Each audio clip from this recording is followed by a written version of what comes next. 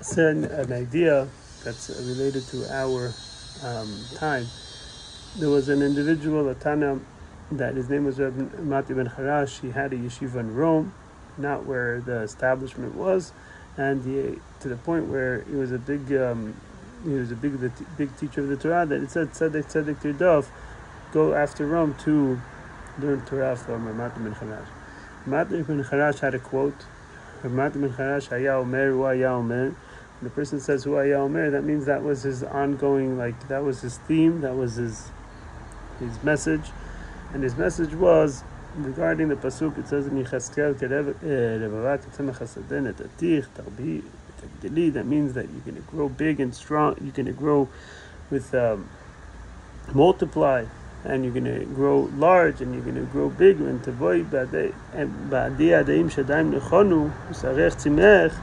you're going to, basically, it's describing how your strength is going to grow, and your cities are going to grow, and your people are going to grow, and the population is going to grow, and it's going to be time finally to bring the Geulah, but the Yehudi is bare. He's bare of mitzvot. So even though as an individual, as a Yehudi, he's a Ma'amin, but he's bare. And he applies it to what happened in the time of Galut Mitzrayim.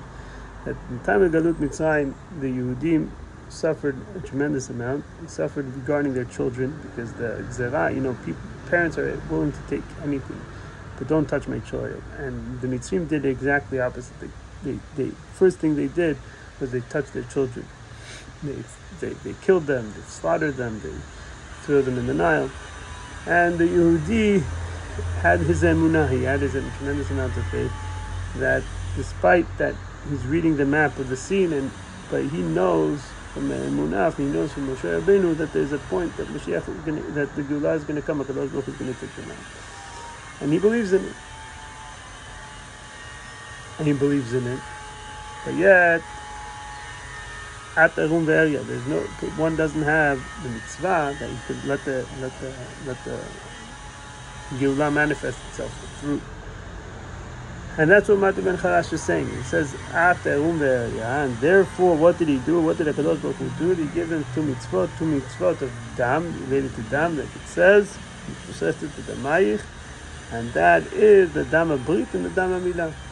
By doing brit milah and by doing korban pesach, that's slaughtering a keves, this gives us the ability to have these mitzvot, that we could leave Galut Mitzrayim.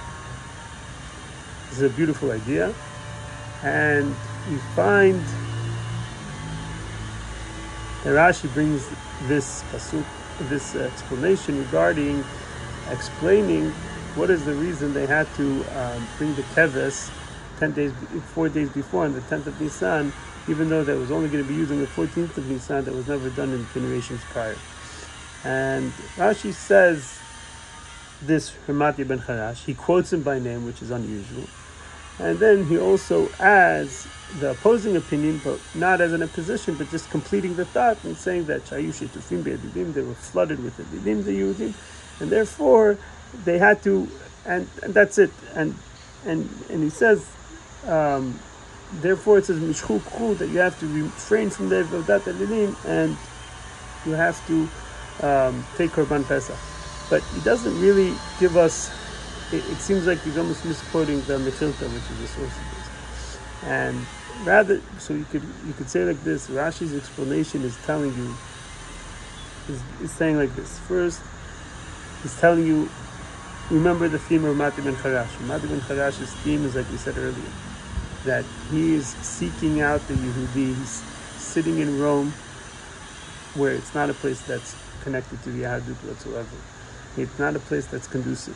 And he's there, and he tells his students, Hu haya omer, it's a yeshiva that group, because the Chachamim taught, tzedek tirdof, you must chase the tzedek, and that means you have to chase after whoever is saying truth, and this is Matya ben Charash, he's sitting in Rome. So he had a big yeshiva, and he's telling them, guys, you're not in Yerushalayim, you're not in Abita, you're not in any places of the establishment of the Torah mitzvot where all the Chachamim are. You're in a place of Rome, And I'll tell you the reason, because there's a pasuk in Yechezkel that says that the time to bring Mashiach is going to come. There's going to be Yehudi that won't be able to have the mitzvot.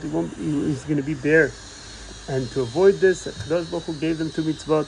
And this is our message, that why I'm here, and that's why you're here, that you should engage in the Yehudi, present to them the tefillin, present them the tzitzit, cover them, give them the clothes, give them the tools to be able to do the mitzvot in order for their neshama to express itself in full, that there could be the Geulah, that this shouldn't be a roadblock for the Geulah. Now, fascinating idea. You could take it a step further, that the Yehudi knew, he put his life on the line because he knew that Yitziat MItzariam, this keves, so they were literally in a life-threatening situation, and just a minute ago they were flooded with these elidim themselves. So that was almost the biggest statement that they could have ever made, that they are connected to Kadosh Baruch Hu, because they are completely putting themselves at odds with the entire world. And then they came the Damilah, that the Damilah is doing a positive commandment of connecting to Kadosh Baruch Hu in a way that and that was their ability to connect. That was their ability to actually leave Egypt in the following day. Now, there's one idea that